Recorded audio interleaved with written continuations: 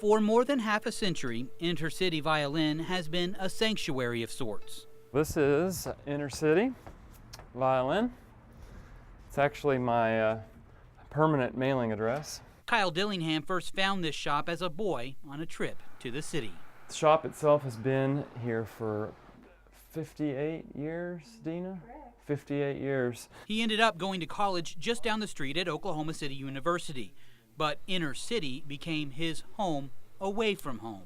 Lots of history, lots and lots of kids have been furnished instruments, had opportunities to have instruments and be able to make music. Kyle knows every inch of the store, from the rental room where musicians in the making meet their very first instrument, Just watch your head. all the way down to the repair shop.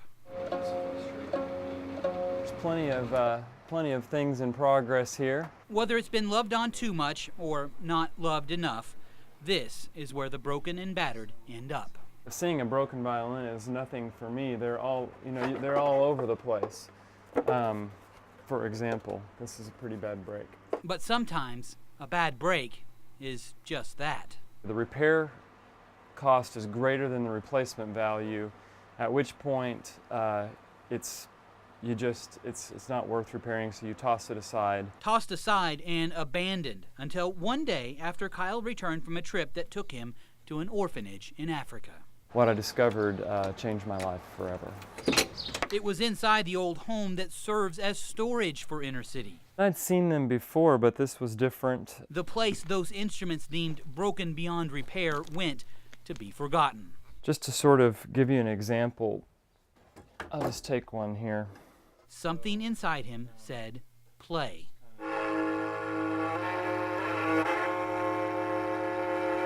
And one by one, no matter how broken, each violin shared its story. That's what these violins have been teaching me, was just one at a time, just figure out their strengths, figure out where the value is and where the beauty is. Beauty no one ever imagined coming from what had been deemed just a pile of junk. Never.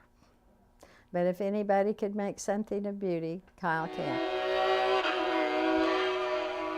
Dina Deitch's father founded Inner City, and when she heard music coming from those broken pieces, she saw a chance to change lives. They're always broken. They have no hope. They're down on themselves, the guilt, all of this stuff, but still they're so worthy, but it's very hard to get it through to them. Dina said, Kyle, get your box of broken violins, let's go. We're going to go to this First Step fundraising lunch. When they see this instrument here, and it's broken, and it doesn't even have a scroll, and yet he can make music on it, it does something.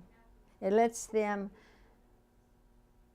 see in a way that no matter how broken you are, you have a gift to give. Our Father, It is through brokenness that these instruments inspire. which art in heaven. If we share anything in common with our fellow humankind, it is brokenness. Showing those caught in any sort of addiction, recovery, or rehab that all it takes is a willingness to look closer and not look past the flaws, but look through them to find the music and the beauty inside. Oh, Lord, my God. It's tempting to want to bring them down to the shop and fix them, but then what I've been discovering with these instruments is to fix them would be to lose that which is really innately beautiful about them.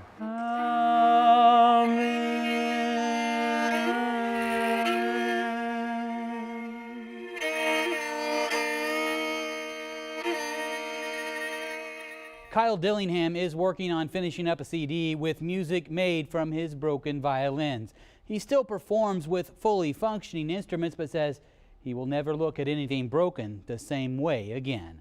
Reporting in the studio, Phil Cross, Fox 25 News.